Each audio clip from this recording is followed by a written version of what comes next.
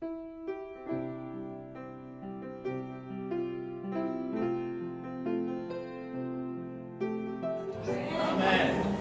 harus jujur dalam mengikut Tuhan. Yang dinamakan dengan penderitaan pasti akan datang. Saya dan saudara masing-masing kita sudah punya janji temu dengan penderitaan. Kapan waktunya Tuhan yang tahu. Tapi tidak ada kita yang bisa lewat daripada itu. Karena semua kita perlu mengalami bentukan. Aniaya pasti datang, persoalan pasti datang. Tapi kita harus menetapkan hati, saya mau seperti Kaleb. Saya mau sampai kepada tanah perjanjian. Amen. Saya mau selesaikan maksud Tuhan dalam hidup saya. Amen. Saya harus punya ketekunan iman. Amen. Sekali lagi, Kaleb melihat sendiri orang-orang di sekelilingnya, teman-temannya bermatian. Dari generasinya hanya tinggal dia dan Yosua yang hidup. Hal itu tidak mudah, saudara.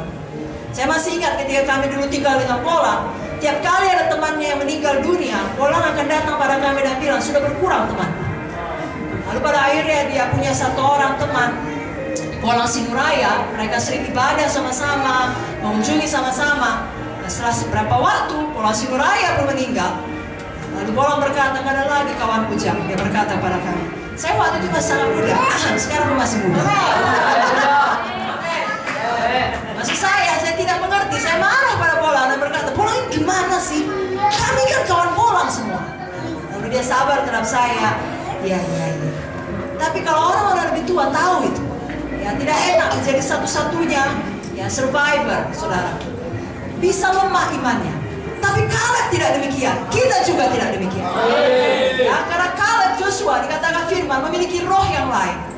Bagi kita sekarang itulah dia Roh Kudus. Yang dikaruniakan kepada semuanya kita orang-orang percaya. Itu sebabnya tidak ada kita yang takut pada penderitaan.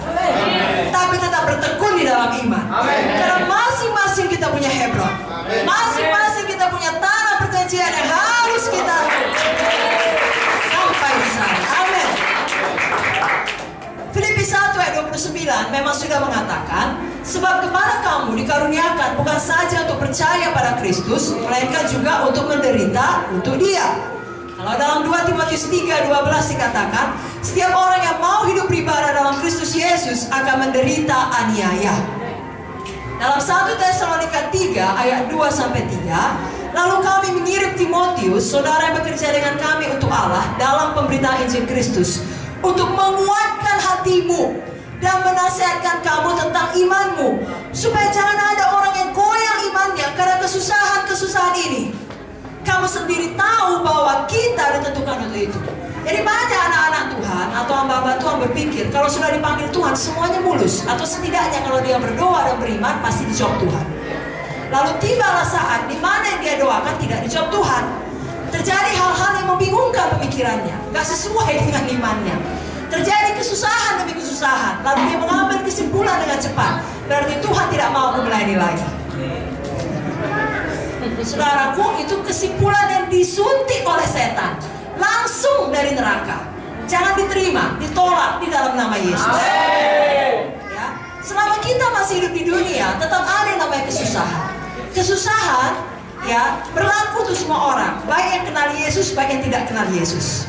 Bahkan bagi yang kenal Yesus berlaku bagi yang sungguh-sungguh lakukan firman maupun yang tidak sungguh-sungguh lakukan firman.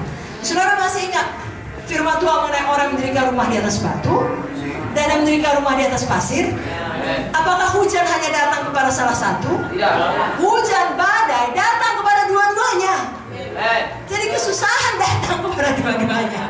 Baik kepada yang sungguh-sungguh lakukan firman, baik kepada yang gak sungguh-sungguh lakukan firman.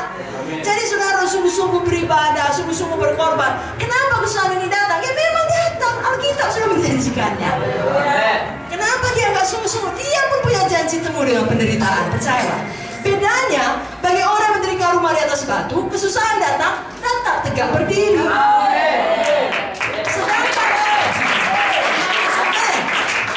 Sedangkan yang tidak tadi, dia akan roboh dan besarlah kerusakannya. Kita tidak mau seperti itu. Kita mau tetap bertekun dalam iman. Saya bacakan beberapa ayat lagi untuk meneguhkan kita. Amin. Kisah 14:22. Di tempat itu mereka menguatkan hati murid-murid itu dan menasihati mereka supaya mereka bertekun di dalam iman. Semua berkata dan kuat, bertekun dalam iman. Dan mengatakan bahwa untuk masuk ke dalam kerajaan Allah Masing-masinglah kita menjawabnya, apakah sudah cukup banyak atau tidak sengsara kita.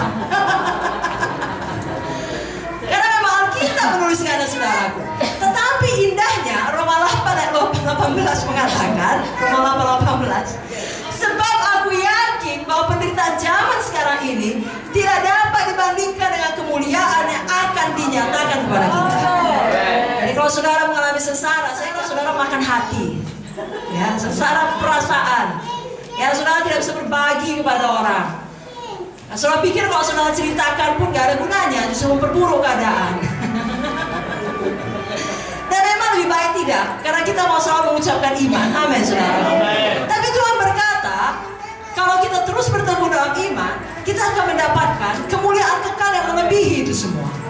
Yang tidak dapat dibandingkan. Saudara tahu siapa yang menulis Roma 8:18? Paulus. Dia bilang penderitaan ringan. Penderitaan yang ringan, saudara.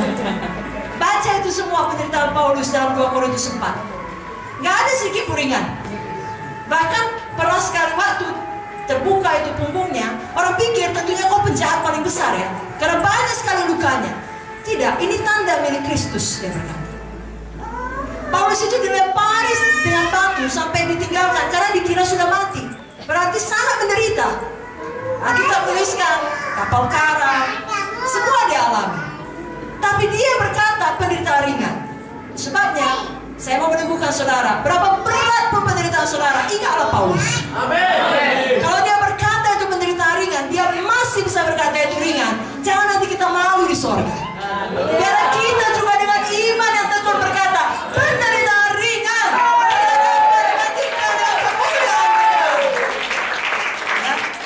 Itu teladan kita. Roh Kudus yang sama menyanggupkan Paulus adalah Roh Kudus yang sama yang menyanggupkan kita di zaman sekarang ini. Dalam 2 Korintus 4 ayat 17 diulangi sekali lagi, sebab penderitaan ringan yang sekarang ini mengerjakan bagi kami kemuliaan kekal yang melebihi segala-galanya, jauh lebih besar daripada penderitaan kami. Dengan kata lain, kalau nggak ada bahannya, nggak ada hasilnya, saudara mau buat kue nggak punya tepung, nggak punya mentega, nggak punya telur, nggak jadi kuenya. Saudara mau kemuliaan, bahannya penderitaan.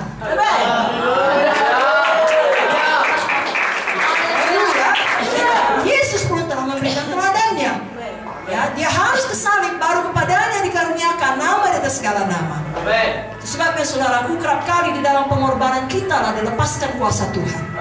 Jangan pernah takut untuk berkorban.